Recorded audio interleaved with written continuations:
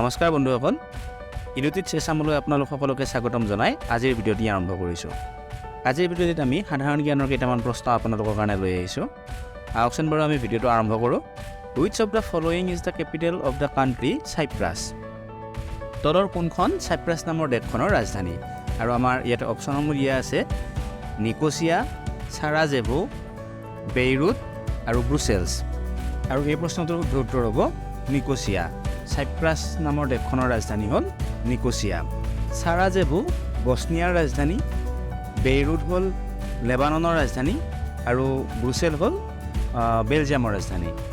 Which of the following is the currency of Kazakhstan তলৰ কোনটো কাজাখস্তানৰ মুদ্ৰা ফ্ৰেংক লটি টেনজি এণ্ড ৰুবল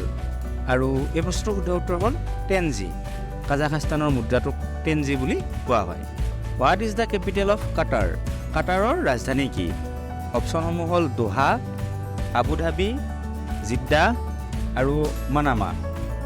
আৰু শুদ্ধ উত্তৰ হ'ল দোহা কাটাৰৰ ৰাজধানী দোহা আবুধাবি ইউনাইটেড আৰব এমিৰেটছৰ ৰাজধানী হয় জিদ্দা সৌদি আৰবৰ এখন নগৰ আৰু মানামা হ'ল বাহৰেইনৰ ৰাজধানী Chandigarh is the capital of which of the following two states Chandigarh তলৰ কোন দুখন ৰাজ্যৰ ৰাজধানী অপচনসমূহ দিয়া আছে এনেকৈ Punjab and Himachal Pradesh and Haryana and Punjab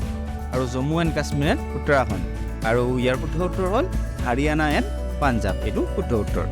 the capital of Australia is অষ্ট্ৰেলিয়াৰ ৰাজধানী কি ছিডনী কানবেৰা মেলবৰ্ণ ব্ৰিছেন আৰু শুদ্ধ উত্তৰ হ'ল Canberra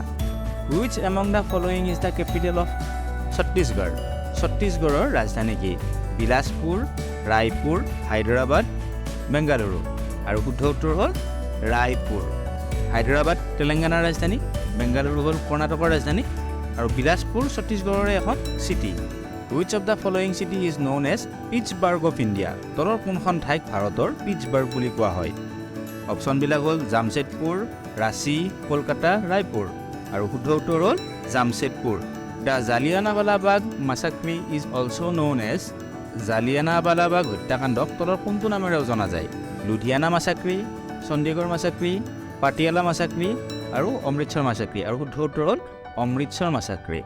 Which of the following state is called Spice Garden of India তলৰ কোনখন ৰাজ্যক ভাৰতৰ মছলাৰ বাগিচা বুলি কোৱা হয় অন্ধ্ৰপ্ৰদেশ কেৰেলা কাশ্মীৰ আৰু আছাম আৰু শুদ্ধ উত্তৰ হ'ল Kerala Fort William is situated on the bank of the river Fort William তলৰ কোনখন নদীৰ পাৰত অৱস্থিত ইন্দ্ৰাৱতী তিষ্টা হুগলী দামোদৰ আৰু শুদ্ধ উত্তৰ হ'ল হুগলী নদীৰ কাষত ফৰ্ট উইলিয়াম অৱস্থিত